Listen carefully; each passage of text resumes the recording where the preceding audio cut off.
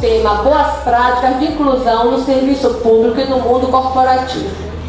Convido para compor a mesa o representante do Prêmio de Boas Práticas da Secretaria Estadual de Administração, senhor Antônio Lordeiro, que mediará esse trabalho, será nosso mediador da tarde. Convido o senhor desembargador do Tribunal Regional do Trabalho, 15ª Região, doutor Eduardo Benito Zanella. Convido o senhor subprocurador-geral do Trabalho, doutor Otávio Brito Lopes. Convido as representantes da Companhia de Gás da Bahia, Bahia Gás, representando o Comitê de Proequidade da Bahia Gás, a senhora Heloísa Soares e Karina Caldas.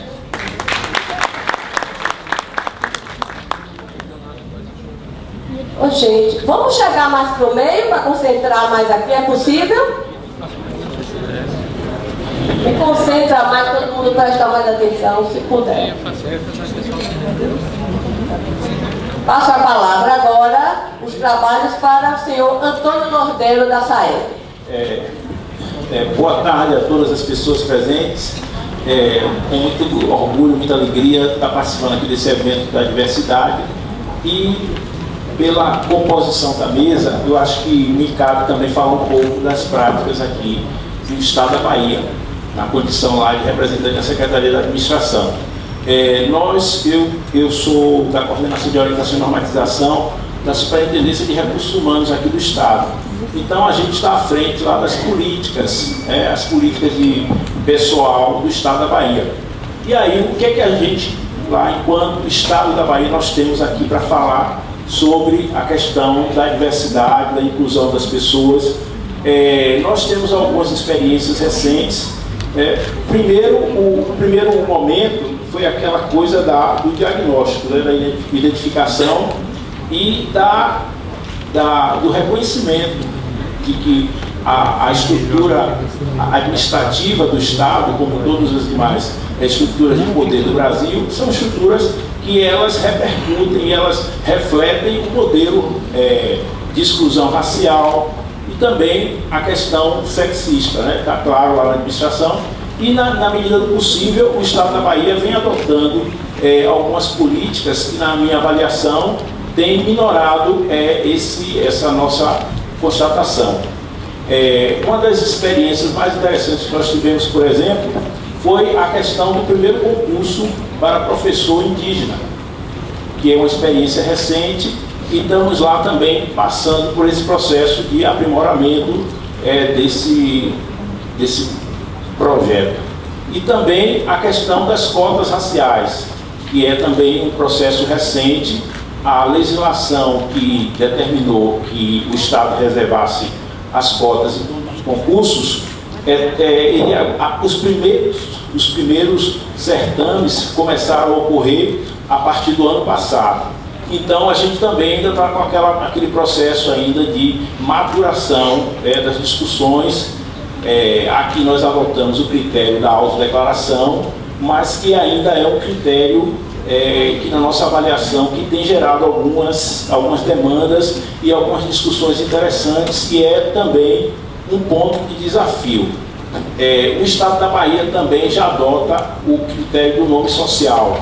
Então, o servidor, por exemplo, ele pode escolher utilizar ou fazer uso do nome que ele socialmente acha mais adequado. E também a gente tem promovido também a valorização dos processos de educação corporativa na perspectiva de combate ao racismo institucional, que é algo também que a gente reconhece que o serviço público ele acaba sendo um viés, um fator, um vetor também do racismo, Então, a partir do momento que o Estado reconhece isso e começa a adotar uma política de educação dentro das instituições, dentro dos organismos do Estado, para reconhecendo e denunciando a própria estrutura do comportamento que eventualmente ele importe em racismo, né, a própria distribuição do serviço público dentro da sociedade. Então, isso tudo o Estado já identificou e vem tentando, de forma muito ainda acanhada, no nosso ponto de vista, mas efetiva, de combate a essas práticas, né? Então, é isso. A gente, na verdade, eu vou ficar apenas como mediador, eu não vou me estender muito, até porque eu não preparei nenhuma apresentação específica, e eu vou passar a palavra aos nossos palestrantes, e na medida do possível também eu me coloco à disposição para fazer qualquer tipo de esclarecimento com relação às políticas que o Estado da Bahia vem adotando, que a gente considera também relevantes e que são interessantes nesse processo de combate à exclusão. Eu vou passar a palavra aqui para o nosso primeiro convidado. Seu Antônio, eu gostaria de interromper, antes de passar a palavra, convidar a senhora Clécia para fazer parte, inserir essa mesa. Clécia Lobo de Moraes, do projeto Vira Vida SESI-FIEM. Por favor, com a palavra. Bem, boa tarde. Sou Eduardo Zanella, lá do TEC de Campinas, muito longe daqui de você, em Salvador. Nosso tribunal é da 15ª região. Queria falar muito rapidamente sobre o tribunal. Ele abrange 599 municípios. Ontem, quando eu contei aqui na organização esse número, a pessoa ficou até assustada com o enorme número de municípios que abrangemos. E atendemos mais de 20 milhões de jurisdicionários. Dizendo isso para falar do porte do nosso tribunal. O tribunal da 15ª região, em termos processuais, movimentação de processos, é o segundo no país. Aqui vocês têm o Tribunal da Bahia, da 5ª região, inclusive esteve ontem, estava aqui, esteve a Angélica, que é presidente da Matra, falando um pouco sobre as coisas aqui de vocês. Um tribunal que nos orgulha muito também. Bem, gente sabe pequena, eu queria só dizer que no estado de São Paulo, que também é muito grande, apenas não abrangemos a capital, São Paulo, região metropolitana de São Paulo, Grande São Paulo, e Baixada Santista. Esse é o tamanho do nosso tribunal. Bem, eu havia aqui preparado, eu sou um juiz à moda antiga, né? Para terem uma ideia, tenho 33 anos de carreira, e muitos aqui não têm idade, e 20 anos só no tribunal como titular. Então eu sempre me orgulho de falar isso. Eu costumo dizer que sou um juiz da trincheira, juiz do front, aquele que esteve lá na vara do trabalho e após longos anos no primeiro grau chegou ao tribunal e lá estou há 20 anos. Muito bem, eu havia, assim, quando eu recebi o convite, e aqui já quero agradecer a nossa secretária, Olivia Santana, pelo convite, e eu fiquei pensando, o que será que querem, né, lá da longínqua Salvador para mim, lá em Campinas, que será que gostaria de saber o que está acontecendo, né? Mas quando eu vi que seria realizado aqui, não poderia abrir mão de vir participar.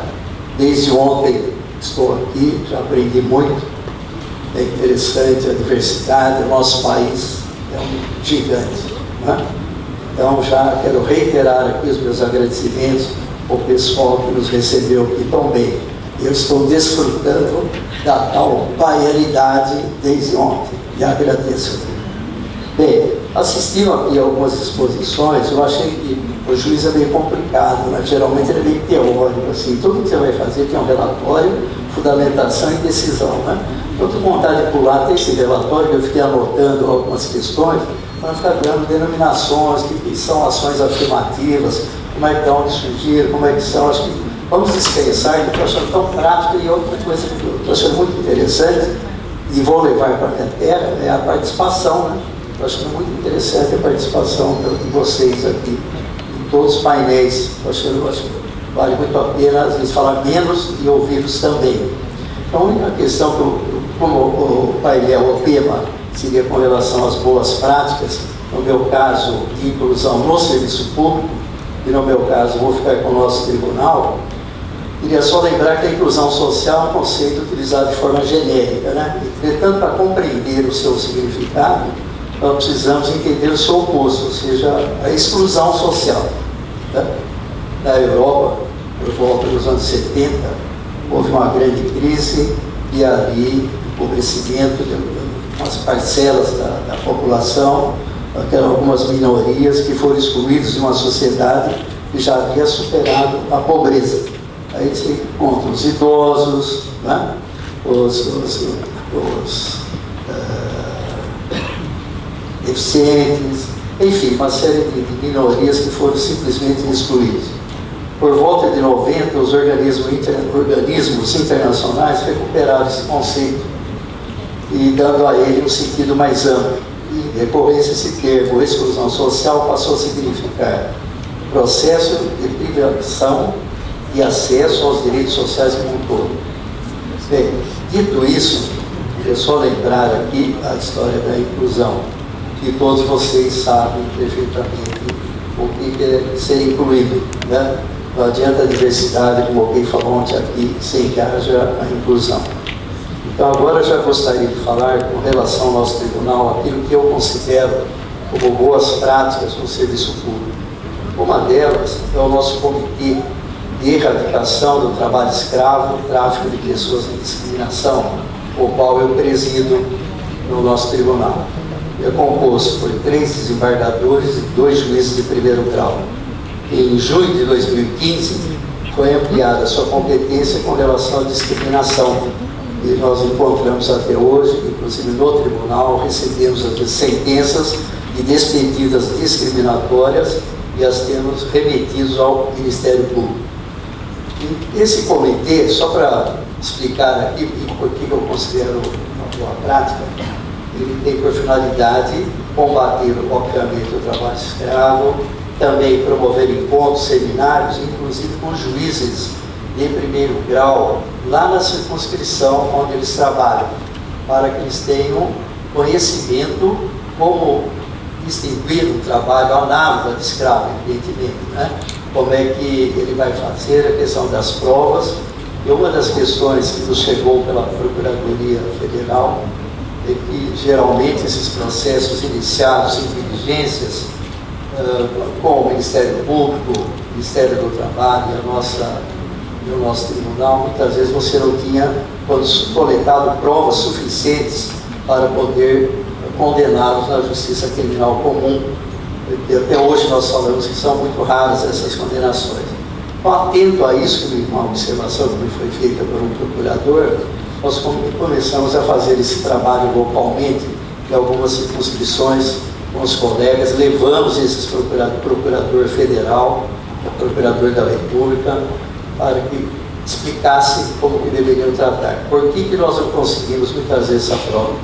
Porque no ato daquela diligência, do trabalho análogo de escravo, o nosso ilustre subprocurador já sabe perfeitamente, e quando acontece isso, você tem que resgatá-lo, mas você tem que ser encaminhado para algum local. Geralmente eu quero retornar para casa. Isso é feito muitas vezes rapidamente, mediante um acordo que a empresa, nesse momento, ela se preocupa só nesse momento, anota a carteira, paga e vai embora. Muito bem. E muitas vezes não temos esses depoimentos que acabam não acontecendo, e é por isso que o Procurador da República nos alertou. Nesse aspecto, eu acho interessante que nós temos levado aos nossos colegas.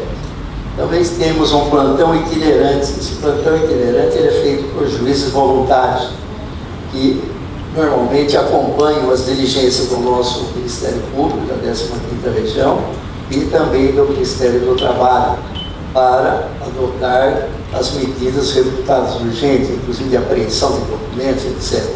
Ele não fica vinculado ao processo para não termos problemas com o juiz natural. É só nesse momento, ele é voluntário, ele se inscreve lá no nosso tribunal, no nosso comitê, e ele é designado, ele acaba sendo acionado por alguém do nosso comitê mediante provocação da Procuradoria. Isso eu acho assim, interessante. E também esse magistrado, obviamente, fez esse trabalho, ele volta ao seu setor, geralmente no juiz substituto. Temos também o combate à discriminação racial. Eu acho muito importante esse trabalho do nosso tribunal, está engajado também no combate à discriminação racial e a situação dos afrodescendentes, suas conquistas e direitos, reforçando a necessidade de avanços no que diz respeito principalmente à participação no mercado de trabalho. Em 2016, o tribunal, em parceria com a Sociedade Afro-Brasileira de Desenvolvimento Social, que é a AFROPRAS, passou a estipular a adesão de empresas na chamada Iniciativa Empresarial voltada à igualdade racial. Destaca 10 ações afirmativas para a adoção de um modelo de inclusão social. Aliás, já vi na programação e logo mais será firmada a carta pela nossa secretária, né, com o reitor José Vicente, com relação à adesão a esse programa. Aliás, gostaria até de posteriormente acompanhá-lo, porque o que nós reparamos, por exemplo, no serviço público, vou falar aqui na minha área, obviamente, lá no meu tribunal. Esses dias, antes de vir para cá, estava pensando que eu iria tentar trazer para o senhor e para as senhoras aqui, imaginando quem seria os diretores, que é um cargo de relevância na nossa organização, nossa instituição, diretores de secretaria, que são CJ3, e fiquei imaginando quem seria a Pires de Cornegra. Eu chamei uma colega, falei, você se lembra de alguém? Outra, não. E nós temos 153 varas do trabalho. Então isso aí me chamou a atenção. Né? E nós temos que pensar também, talvez um programa dessa igualdade também no tribunal. Né? É algo assim que depois teremos que pensar nessa questão que eu reputo importante. Então, combate à discriminação racial, ok? O programa de combate ao trabalho infantil, estímulo à aprendizagem. Esse programa de combate ao trabalho infantil tem como objetivo consolidar essa questão do judiciário trabalhista com o compromisso pela erradicação do trabalho infantil. Nós criamos lá em Campinas, existe o Comitê de Erradicação do Trabalho Infantil. Também temos os Juizados Especiais da Infância e Adolescência, são os GEIAS.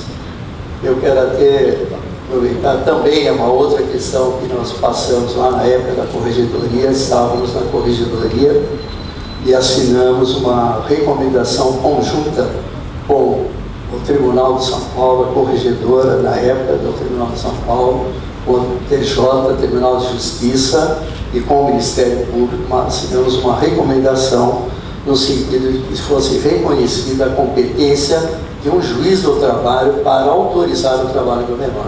Nós entendemos e continuamos entendendo que é melhor o juiz mais entende essa questão do trabalho seria exatamente o nosso juiz para fazer dar essa autorização.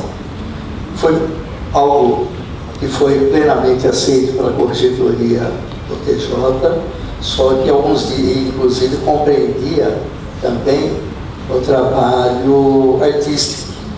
Né? Nós incluímos especialmente o trabalho artístico do menor, mas assim, questão de um mês ou dois, houve uma ADI que foi acolhida e foi excluída liminarmente. A nossa competência foi acolhida em constitucionalidade desse item da nossa recomendação. Mas com base nesse mesmo ato, nós criamos esses 10 juizados especiais. O que eles fazem? Eles analisam, conciliam, julgam todos os processos envolvendo o trabalhador com idade inferior a 18 anos, inclusive os pedidos de autorização para o trabalho de criança e adolescente, as ações civis públicas e coletivas e autorizações para fiscalização do trabalho infantil doméstico em cada uma dessas regiões. É um trabalho muito importante, já temos em 10 circunscrições. Temos também o programa do trabalho seguro, esse já é instituído pelo próprio Conselho Superior da Justiça, também já instalamos o nosso comitê, a nossa ouvidoria para recolher reclamações sobre serviços judiciários e reserva de vagas em concurso público. Vamos falar, mas é uma boa prática, reserva, né? essa reserva aí, está cumprindo a lei, mas como nós sabemos, no Brasil as coisas são um pouco complicadas. Aí, num ato regulamentar de 2015, o nosso presidente instituiu a reserva de 20% das vagas para as negros nos concursos públicos para servidores e juízes por trabalho substituto. Eu acredito que tenha sido o primeiro tribunal que tenha autorizado nesse sentido. Hoje, agora, já temos o concurso nacional, mas na época houve muita repercussão. Essas ações, inclusive, estão alinhadas com as prerrogativas da ONU, né, que declarou o período de 2015 a 2024 uma década internacional dos afrodescendentes. Eu estava relendo hoje de manhã o que eu havia escrito aqui. Veja como é importante, nós estamos nessa década. É a hora dos movimentos, é a hora das reivindicações, é a hora das lutas, né? Aproveitando que a ONU está nesse sentido.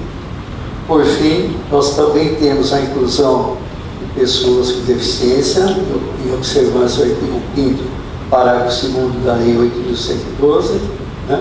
E também reserva 20% das vagas oferecidas nos concursos públicos. Eu, inclusive, recebi uma servidora que foi admitida nessa condição, ela foi admitida, prestou concurso, está no meu gabinete, está indo muito bem, obrigado. Pessoa muito interessada, quer saber de que essa vai aprender rapidinho. E também eu achei muito interessante nas minhas andanças lá pelas vagas da nossa região, que alguns servidores que têm deficiência visual, é isso que eu queria alertar aqui, que ainda até agora não ouvi nessa questão dos cães guias.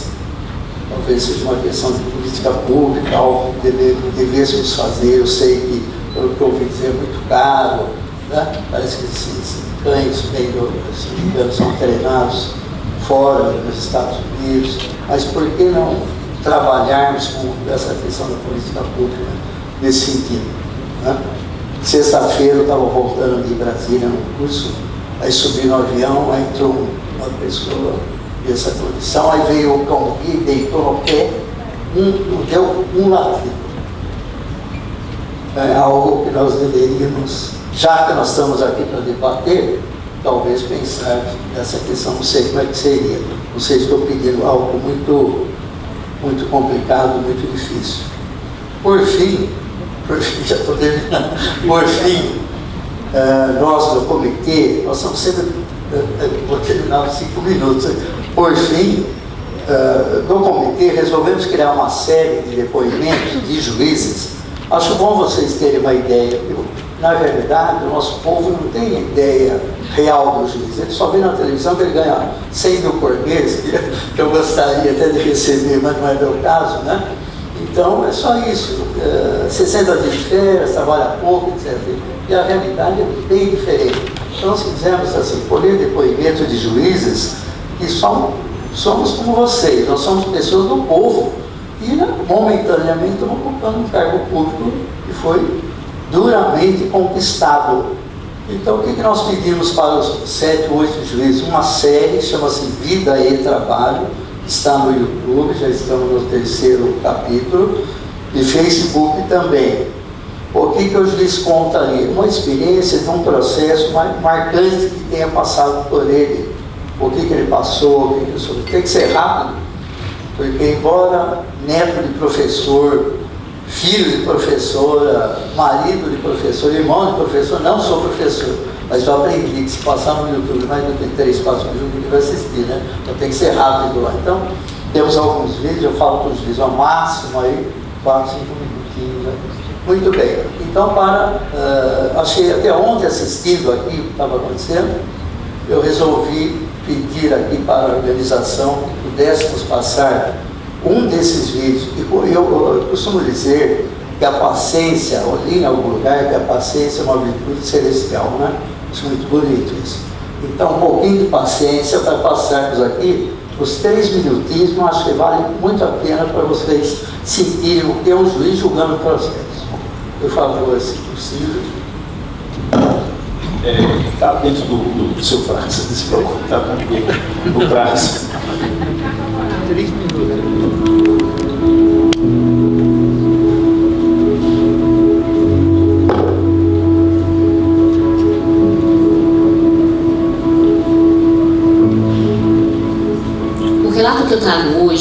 é sobre minha atuação numa ação civil pública, ajuizada pelo Ministério Público do Trabalho da 15ª Região, na Vara do Trabalho de Itapeva, na divisa de São Paulo com o Paraná. Esta foi, sem dúvida nenhuma, uma das ações que me consumiu mais emocional e profissionalmente. O Ministério Público do Trabalho pretendia que o Judiciário determinasse ao Ministério do Trabalho a expedição da carteira do trabalho para um garoto que se acidentara no trabalho aos 10 anos de idade. Evidentemente que me consumiu emocionalmente como mãe, como magistrada. Do ponto de vista principiológico, sou absolutamente contra o trabalho infantil, mas eu estava diante de problemas processuais e principiológicos que eu precisava superar. Havia uma criança de 10 anos que, trabalhando na plantação de cana lá na região de Itapeva, havia se acidentado com um prego num caixote de madeira onde se acomodava tomates, e o prego atingiu o olho dessa criança e ele veio a perder a visão. À época, havia a possibilidade de ele ficar completamente cego das duas vistas. Havia também a questão processual, se a Justiça do Trabalho poderia determinar ao Ministério do Trabalho alguma conduta administrativa. E isso me consumiu muito profissionalmente. E eu optei por aplicar uma frase muito famosa de Eduardo Couturi, que diz: se um dia você encontrar o direito em conflito com a justiça, não titubeie, escolha a justiça. Então eu determinei ao Ministério do Trabalho que expedisse a carteira do trabalho. Esse garoto, de posse da carteira do trabalho, num acordo nessa mesma ação, o empregador assinou a carteira do trabalho desse garoto, Gedeão, e o Ministério, e ele se habilitou ao benefício previdenciário, o qual ele recebeu, se não me engano, recebe até hoje. É importante também salientar que a família desse garoto, nesse processo, e através de colegas que me sucederam na designação, fizeram um acordo com o empregador que tiveram a cessão de parte da terra, porque pessoas pobres, em situação de risco social e econômico, eles passaram a poder produzir na própria terra e tirar dali o seu sustento. A ideia era: se um adulto se acidentasse de maneira tão grave, ele teria o benefício previdenciário para o resto da vida. Por que sonegar isso a um garoto de 10 anos? Porque a Constituição proibia o trabalho antes dos 16. Proibia no sentido de proteger o menor, não de tolher dele a proteção que um adulto teria na mesma condição. Penso que o processo não é o fim da tutela jurisdicional, ele é só um caminho. Superei então todos os entraves processuais e até os principiológicos, e esse garoto hoje, jovem adulto, tem dito nas entrevistas que vejo dele, todas as vezes que tenho contato, que ele quer ser um juiz do trabalho. Penso que o judiciário trabalhista possibilitou esse garoto ter confiança no futuro, uma confiança no Estado. Sem dúvida nenhuma, foi uma das decisões que mais me marcou nesses 17 anos de magistratura.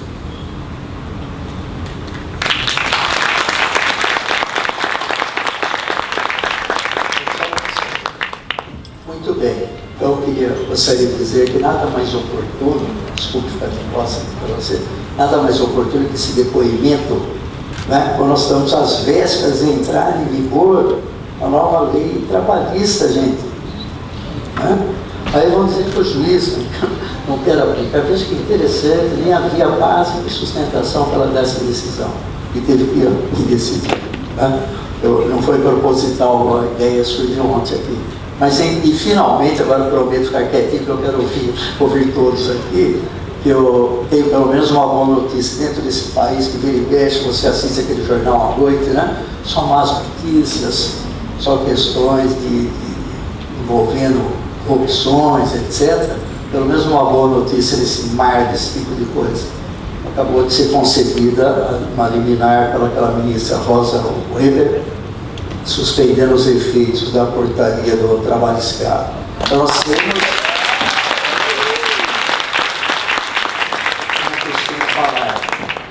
nós temos que continuar acreditando, senão não será possível.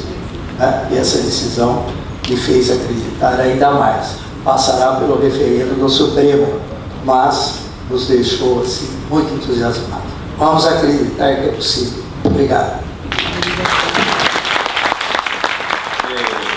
Queria agradecer a brilhante palestra do Dr. Eduardo, dizendo a ele que a gente, inclusive como militante, do direito do trabalho, como advogado trabalhista, a gente está aqui em pânico, porque você vê de uma canetada só até a discussão da escravidão, a gente volta agora em pleno século XXI, a tentativa do governo até de revogar a Lei Áurea. Então, precisamos estar alerta com relação a isso e não podemos esmorecer, porque esse é o quadro, mas temos que ser otimistas, eu acho que somos a maioria, então temos que levar adiante as nossas crenças e as nossas lutas.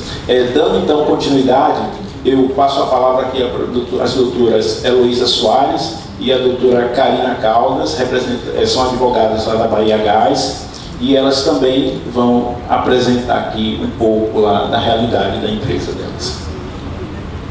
Doutora. Boa tarde a todas e a todos.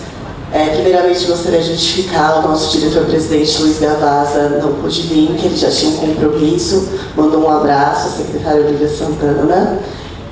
Eu vou falar rapidinho para falar sobre o Comitê de Pró-Equidade de Gênero e Raça da Bahia Gás. Eu só vou contextualizar quem é a Bahia Gás, que talvez muitos de vocês não saibam. Rapidinho. Ela é uma empresa de economia mista que iniciou suas atividades em agosto de 1994. Então, ela é uma empresa jovem, começou agora há pouco, e ela tem como acionista majoritário nas ações ordinárias o governo do Estado. Por isso, seguimos os compromissos públicos. A missão da Bahia Gás é comercializar e distribuir gás natural na Bahia para atendimento aos diversos segmentos de mercado, com segurança, rentabilidade, responsabilidade socioambiental e, o que eu acho mais importante, comprometimento com o desenvolvimento do Estado, proporcionando a satisfação de toda a sociedade, não só dos clientes, acionistas, colaboradores. A visão: ser uma das empresas líderes no segmento de distribuição e comercialização de gás natural no Brasil. Hoje nós já somos a quarta. Tirando o eixo Rio-São Paulo, nós somos a terceira, do gás natural, o eixo Rio-São Paulo, é bom frisar, Nós somos a terceira de clientes residenciais ligados com gás natural. Referência na qualidade de serviços em práticas de gestão, reconhecido pela sociedade como importante vetor de desenvolvimento. Os nossos valores: ética, orientação para o cliente, inovação, compromisso com o resultado, segurança, responsabilidade socioambiental, trabalho em equipe e respeito às pessoas e à diversidade. Política de qualidade, segurança e saúde. E o conceito, eu vou falar agora rapidinho do pró-equidade de gênero e raça. Para cumprir a nossa missão, a nossa visão e os nossos valores, a Bahia Gás ela entendeu que era fundamental a busca pela equidade de gênero e raça dentro da companhia. Então, por isso, em 2009, nós criamos o nosso Comitê de Pró-Equidade de Gênero e Raça. Eu vou passar a palavra para a minha colega Karina, que ela vai contar um pouquinho e explicar sobre as nossas ações do comitê. Eu queria também ressaltar a presença da nossa secretária, nossa anfitriã, Olivia Santana, para as pessoas, nossa anfitriã.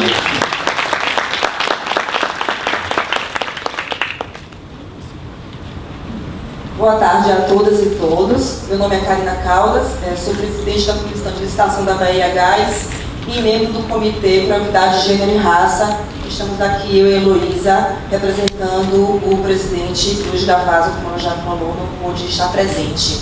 Quero saudar a mesa em nome do meu colega Bordelo, quanto me agrada estar aqui dividindo essa mesa com você. Saudar o público em nome da secretária Olivia Santana, e quero já parabenizar pelo grande evento. E vou falar já aqui sobre o comitê. Vou levantar, falar um pouquinho em pé, para poder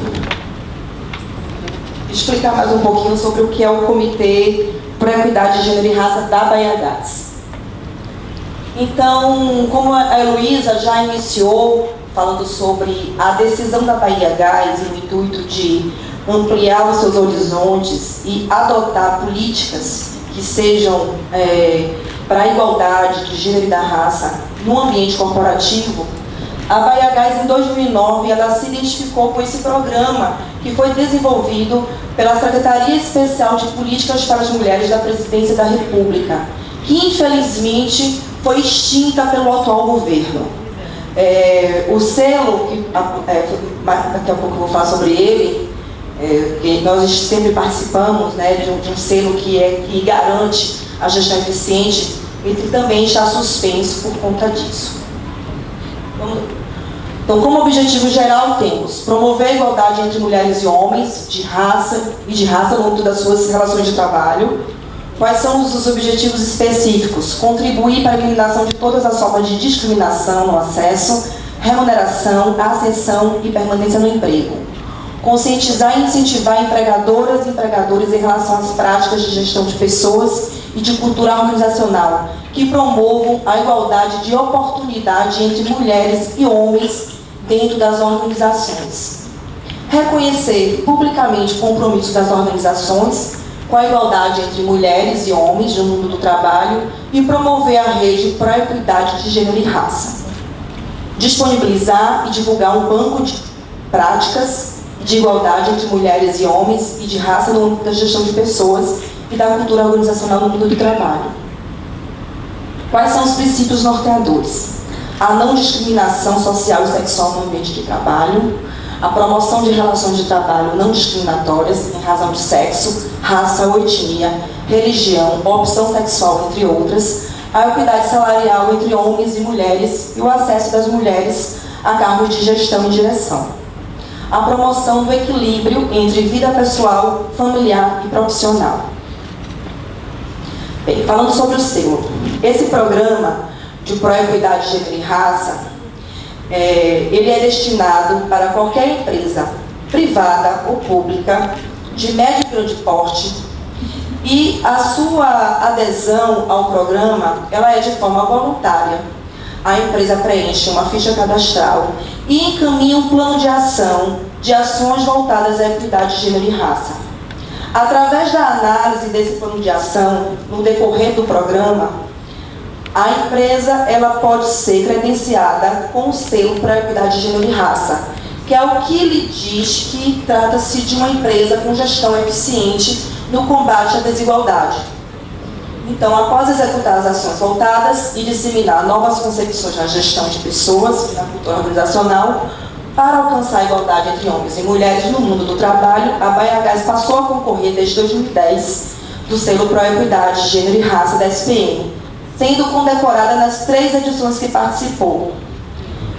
Então, nós estamos agora, o que eu falei, tem uma edição que está suspensa, mas apresentamos um plano de trabalho, apresentamos as novas ações, e independente do selo Proequidade, independente, né, do programa, a Bahiagás continuará exercendo as ações de combate à desigualdade. Então, assim, o selo é válido, mas não precisamos de selo para adotar as boas práticas.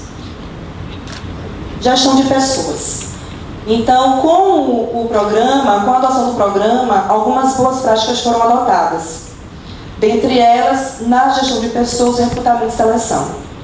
Utilização de linguagem inclusiva de gênero nos editais públicos de concurso, a fim de fomentar o interesse das mulheres pela vaga, a inclusão da temática de gênero e raça nos conteúdos programáticos das provas, como a Lei Maria da Penha e o Estatuto da Igualdade Racial. Ou seja, no edital vai estar lá que na prova que vai ser realizada, tem esse conteúdo que a pessoa que quiser participar do concurso terá que estudar para poder já se familiarizar com esses temas.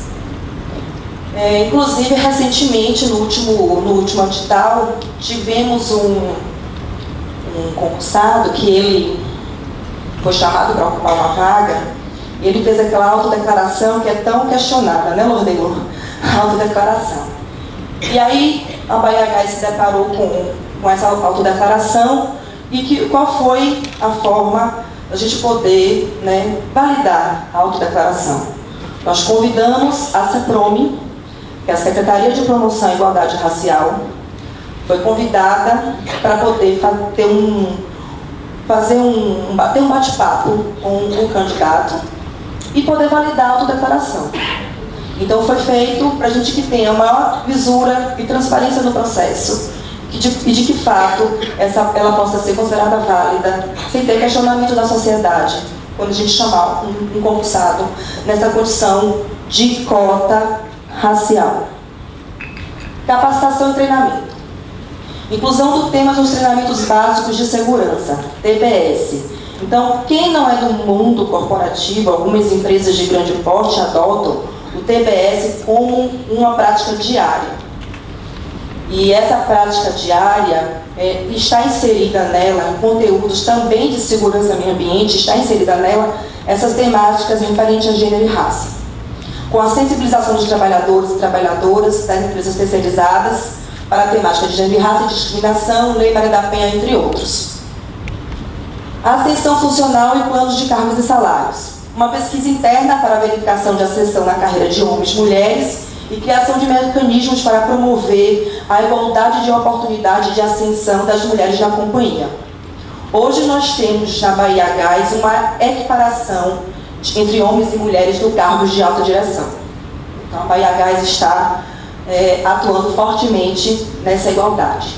Interessante que recentemente nós tivemos a nossa primeira diretora, nós temos são 3 diretores, cada diretor representando uma acionista, e pela primeira vez nós temos uma diretora técnico-comercial mulher.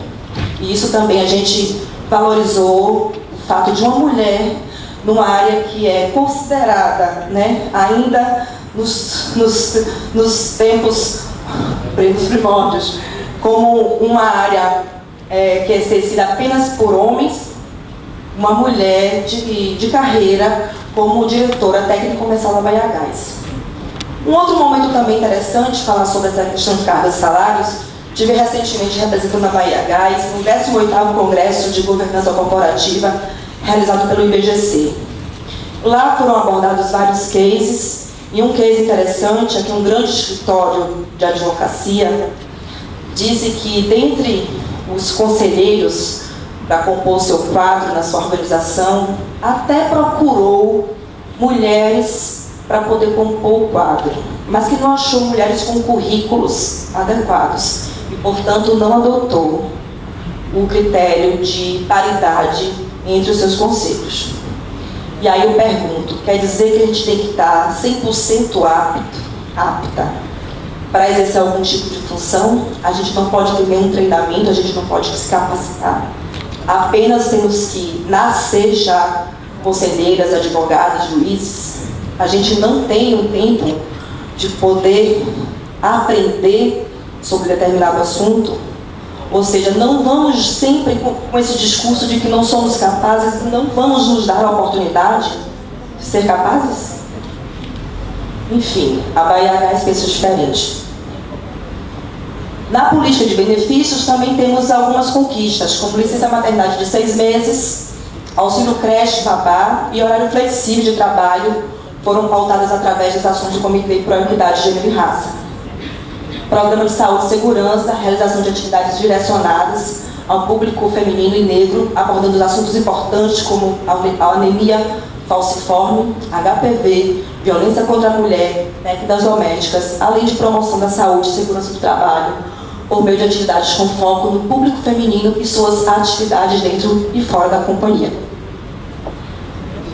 Além de, aqui não está falando, mas temos também um canal de ouvidoria, que é uma ouvidoria que atende o público também interno. Não é uma ouvidoria voltada apenas para o público externo, ou seja, o consumidor, o usuário, mas também para o público interno. E esse canal de ouvidoria, ele recebe denúncias justamente contra qualquer tipo de discriminação, assédio moral, sexual ou qualquer outra atitude contrária aos valores da Bahia Gás. Então também é mais uma ação que a empresa traz para poder combater esse tipo de discriminação, esse tipo de atitude e promover a igualdade de gênero e raça.